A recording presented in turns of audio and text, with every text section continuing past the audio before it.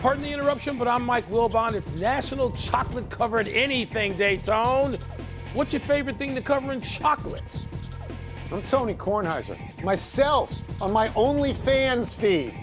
Okay, so look, I'm a show know monkey. What that is? I read what they write for me. You'd have to. I don't know what OnlyFans is. No. And I'm not covering myself in chocolate. You didn't know what Tinder was yesterday, and Tinder's mainstream. You didn't know that. The funnier line was the one they refused to use, which was I'd cover my neighbor. Yeah. That was funny. They said, oh, you can't say that. Well, you got no neighbor to the right, so we're only working 50-50. And by the way, how about the marketing people who should be shipped out to sea for coming up with these stupid days? Really? There's at least 3 to 4 days every single day. If you have a calendar, you can see all these things. Welcome to PTI, boys and girls. We're about 2 minutes late. In today's episode, James Harden takes the court, Aaron Rodgers sounds confident, and baseball owners want to delay the season. But we begin today with the college football playoff rankings. The top 4 are the same as they've been for a while: Alabama, Notre Dame, Clemson, and Ohio State. Just behind them is Texas A&M. But let's look further down for this story. Florida, which lost at home to a 3-5 LSU team, dropped just 1 spot from 6 to 7. Meanwhile, undefeated Cincinnati dropped to 9, even though they didn't even play. Cincinnati is behind 3 two-loss teams: Iowa State, Florida, and Georgia. Wilbon, does the committee have it right? The committee looks like a stooge. Seriously, the committee looks stupid and mean or out of touch. Like they just said, there's a pandemic. We're not even going to pay attention this week. It just looks like you just I want to walk in the room and just look at everybody, just look around and say, really? Do you think the rest of us are as stupid as you people are? Because really, Florida, see, we got TVs at our house, and we just watched Florida lose for the second time this year. So either you're stupid or you're just slavishly devoted to the SEC, which it is, and then the ACC after that. And so they're scared of Ohio State and what the Big Ten might do to them, so they have to sort of keep Ohio State propped up. It angers me, as you can tell, that the committee is this dumb and out of touch.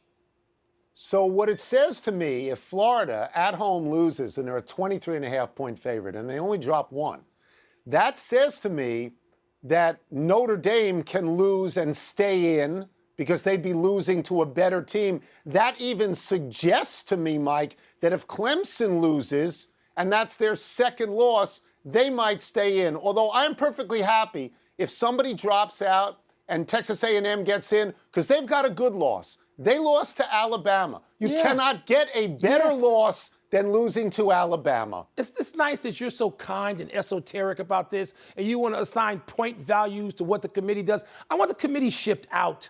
Seriously, Tony, it's insulting what the committee did yesterday, what they announced.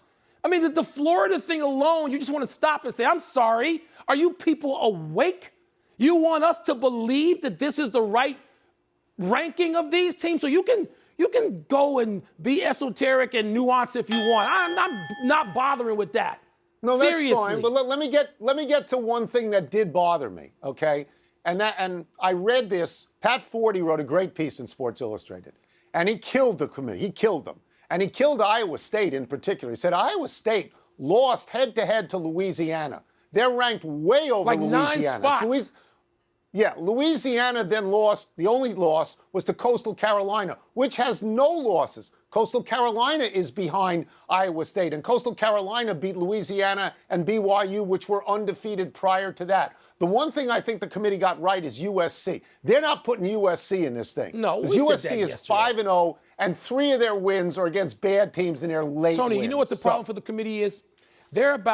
Football's about 20 years behind basketball when it comes to smaller schools. With a basketball team, you get one great player and you can change the dynamic of March. You actually can. In football, you can't do that yet. But Tony, it's coming. And I understand this is a different year. The pandemic has made it such that a lot of Power 5 programs are a non-factor. And you have little schools like Coastal Carolina that pop up. But Tony, I'm not going to say it's trending yet, but it's coming.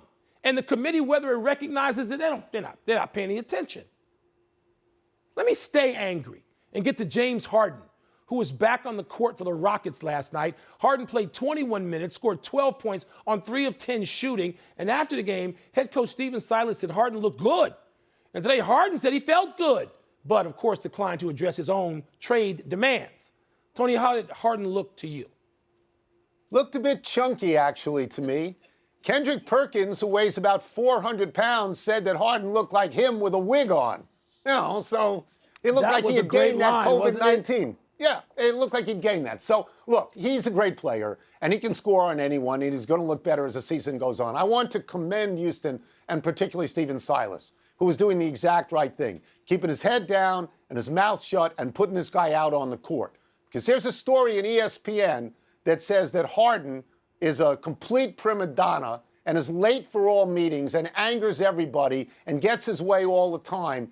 And if you're Harden, maybe you want to get out on the court so that teams don't think that it's counterproductive to get you. So teams think you are cooperative, and maybe they'll trade for you and get you out of there like you want to be. We've seen the best of James Harden.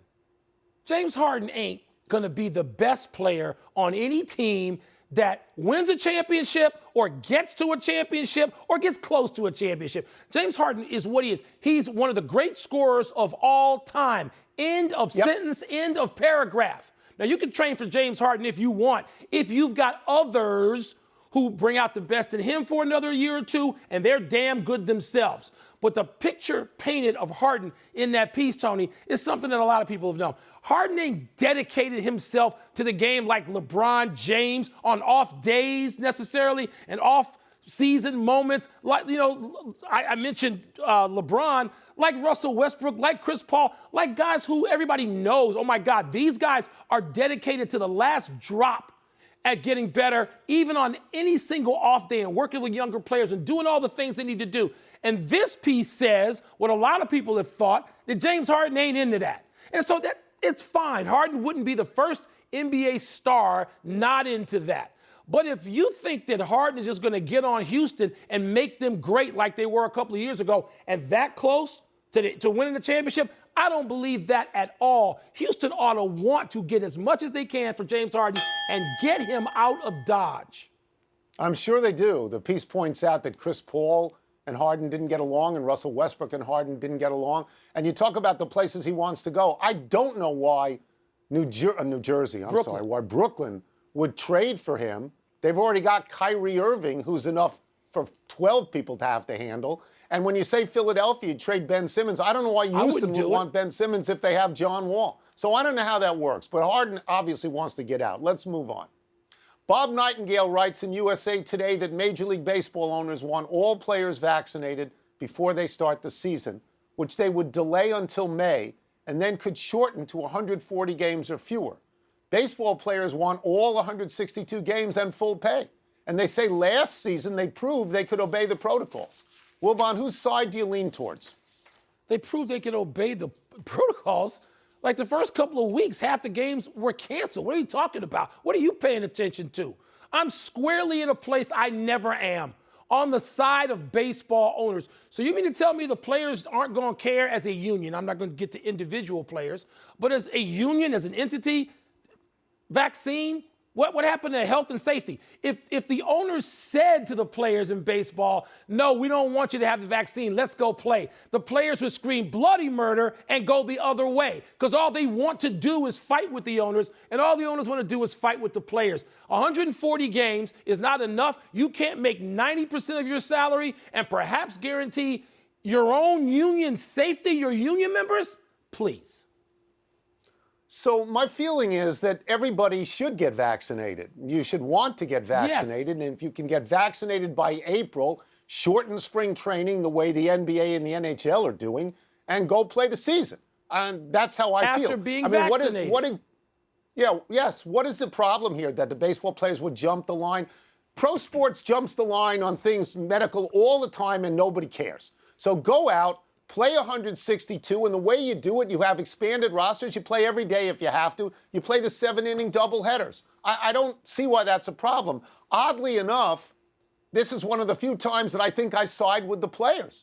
You know, because it seems to me health and safety are very important, but as you always say in the NFL, you don't believe them about health and safety. No. I'm not sure I believe the baseball owners this time. I think it's about money. I think they want to shorten the season to not have to pay that much because they can't get enough fans in the stands. They can't make concession money, and they would rather push off the season until enough people get vaccinated that there's 25 or 30,000 people there. But it's not that many games. So we disagree. It's not that many games. It's 140 or 140 plus. It's a 162-game schedule. What are we talking about here? I'm not a math major, neither were you, but it's 20 games. Mike, I'm saying you can get all 162 in, and if it means that you have to put the playoffs and the World Series in a neutral, warm weather site, that's what they did this year, you don't and need it was to fine. do that again. It was fine with me. Take the damn vaccine. Let's take a break. Stop whining. Stop screaming. Let's take a break. Coming up, scream. Aaron Rodgers sounds very positive on the Packers. Too positive? And Roger Federer sounded even more uncertain than we thought about his tennis future. So we're going to do Roger and Rodgers. That's good. That sounds like good planning on the part of producers.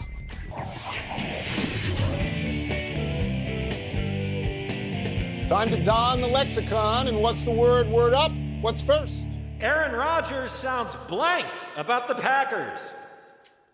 He sounds jacked up. Here are the quotes that he said on the Pat McAfee show. Quote, "We're playing great football. Now we can say it. We're having a lot of success on offense," unquote. That's pretty good considering he hates the GM and the coach for drafting Jordan Love. He's a guy who always told people to relax. He's a rather subdued fella. So this sounds really amped up by Aaron Rodgers. And by the way, Mike, I've got him as the MVP. I got Patrick Mahomes as the best player, but I've got Rodgers who's working with less as the MVP. Here's Rodgers, 39 touchdowns and 4 interceptions, Mike, plus 35. Here's Mahomes, 33-5, plus 28. And since they lost to Tampa Bay and they're 4-0 and averaging 38 points a game, he's got 13 touchdowns and no picks. Listen, if he can't beat the Bears in their rematch, then he can't be the MVP. Sorry. He's got to sweep them to be the MVP. He sounds all kumbaya. I mean, you said he hates his coach and his GM. He sounds pretty good there. He sounds like they might go out and, raise one together somewhere in greater Green Bay. I mean, it doesn't sound like he's angry. You said he's going to hate the coach. It's not going to work. He hates the GM, blah, blah, blah, blah, blah, blah, blah. I said that. He doesn't hate anybody. He's saying peace and love. He's saying peace and love. What are you talking about? You know who I don't hate? Who? I don't hate the College Football Ranking Committee. You do. Yeah, I do. What's Today next? I do. Roger Federer's award speech was blank. Was foreshadowing. He got this award as the greatest athlete in Switzerland in the last 70 years, and he made a speech. Who and I wondered, up in that, by the way? Yeah, why did they cut it off at 70? Did they find out Babe Ruth was Swiss? Here are the people he was up against: Stan Wawrinka and Martina Hingis, and then that's it. And then some list. bicycle rider. Hey, look, everybody knows that Switzerland is not known for its athletes. It's known for private numbered bank accounts and Heidi and Swiss Miss hot chocolate, which for all I know is manufactured in New Jersey. What is that kid, Matty Nikkanen, the downhill kid? Wasn't he Swiss? Isn't. I thought he was still Finnish. Like 40 years old. He's Finnish. I thought he was from Finland. I was at the but Winter Olympics. I can't even remember. He says if his career ends now, he's good with it. He's 39 years old. Maybe he gets to 40, but it's probably over. Probably over. You know what his award speech was? It was happy trails. Happy trails to Roger Federer. What? He's done. It's time to be done. The next number is 40. Not everybody's time to be TB12. Federer is if he's not the GOAT, he is right there, and you can argue he's close. He is the GOAT. He's in the discussion. So this is happy trails. Right. We're going to do this one day soon where Federer just says, I'm done. What a great life Federer has had, is having, and will have.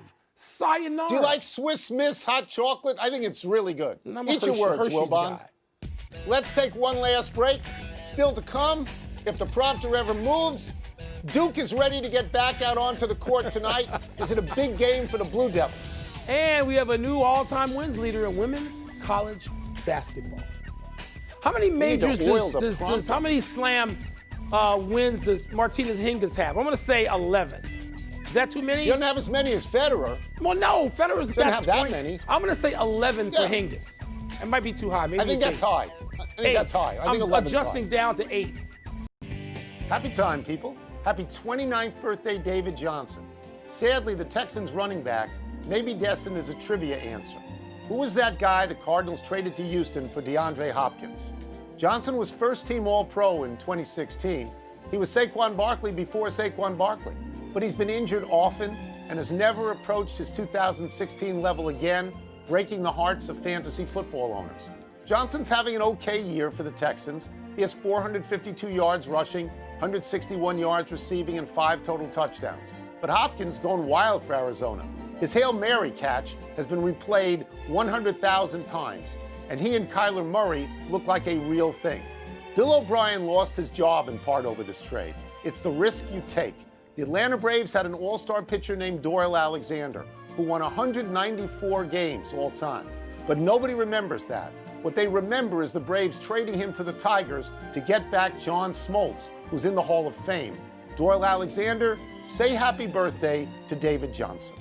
Tony, the guy who's having much more than an okay year in Houston, because he's still there, and ought to be angry at everybody in the front office who okayed that trade, all right, between the Arizona Cardinals and Houston, is one Deshaun Watson, who basically just, people talk about Tom Brady and who he didn't have around him. Are you kidding me? I mean, Deshaun Watson's in the prime of his career physically, and he got no squad because the guy traded maybe the best receiver in the entire league. I mean, seriously, if you're Watson, you're looking to go somewhere. Happy anniversary, Jameis Winston. On this day 7 years ago, Winston won the Heisman Trophy as a redshirt freshman at Florida State. That season, Winston led the Seminoles to the national championship, beating Auburn to cap off a 14-0 record. In 2015, Winston was the #1 overall draft pick going to Tampa Bay. In 5 years there, he was 28-42 as a starter, never making the playoffs, throwing 121 touchdowns and 88 interceptions.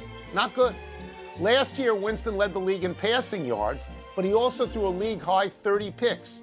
When the Bucs signed Tom Brady, Winston was cut loose. He signed a one-year deal with New Orleans, where he has thrown just 11 passes. Presumably, Winston went there to back up Drew Brees, but he was passed over for Taysom Hill by Coach Sean Payton when Brees got hurt. Payton has said, quote, Jameis is definitely a starter, though he hasn't started him. This week on the Huddle and Flow podcast, Payton said, quote, Jameis is going to have that opportunity to start in New Orleans the minute Drew leaves, unquote. Oh, has anyone called Hill for comment? How about Sean Payton, who I know you love, put aside a little ego? I do. And design an offense this week for the guy he has playing quarterback and let him run. Don't try to force him to be something else. We know what it is that Taysom Hill does. Let him do that, Sean Payton. I know he's a great coach, but it seems like his ego got involved last week a little too much. Happy trails to Pat Summitt's all-time wins record. Stanford coach Tara Vanderveer won her 1,099th game last night, taking over for her dear friend, the late Pat Summitt, as the winningest D1 coach in women's college basketball. Vanderveer's #1 Cardinal beat Pacific 104-61. Vanderveer said afterwards, quote, I really hope Pat is looking down and saying, good job, Tara, keep it going. Vanderveer began her coaching career at Idaho in 1978 when she was 25. She took over at Stanford in 1985. She has 947 wins at Stanford, where she has won 2 national championships and made the Final Four 11 other times. Her teams have won 81.3% of their games, and she was the coach of the gold medal U.S. Olympic basketball team in Atlanta in 1996. Congratulatory messages on getting the record came from Stanford alums Condoleezza Rice and John Elway, and one that particularly tickled Vanderveer came from Billie Jean King. It's unclear how long Vanderveer will hold this record. Gino Auriemma won his 1,093rd game last night. That sound Vanderveer may be hearing is the Yukon locomotive approaching. Tony, I know that Gino Auriemma and Pat Summitt cast a long shadow over women's college basketball, and they earned it. But I think this is really cool, actually, that Tara Vanderveer had this moment. And it's too bad that people can't be there to celebrate for real. You know, not virtually, you know, not on Zoom. It's too bad they can't be there to hug her and shower her with affection. But I'm just glad she's gotten this moment. One correction, Martina Hingis won 5 majors, not 11, as Wilbon suggested. I settled Very on quick 8. to the big finish. if we could. Baseball officially elevating the Negro Leagues to Major League status. Big deal? Maybe, Tony, but I'm afraid it's going to mean a lot to too few people, which should have come decades ago. The CFP, College Football Committee, is expected to keep one semifinal at the Rose Bowl in hopes the state will allow family members to attend. Do you think that will happen? I hope so. Louis Riddick interviewing the Texans and Lions for their GM jobs. Your thoughts? A lot of stress on those jobs. Ask Matt Millen. The Bucs have placed their punter, kicker, and long snapper on the reserve COVID list. Woo! Yeah, it sounds like a team meeting that went bad. Last one, college hoops tonight. Number 21 Duke at Notre Dame. Who you got? Notre Dame, Tony. Rare pick for me. Out of time. Try and do better the next time. I'm Tony Kornheiser. I'm Mike Wilbon. Same time tomorrow, Knuckleheads. You can get the podcast on the app or Apple Podcasts. And now, here's SportsCenter. My friend Jody got the vaccine.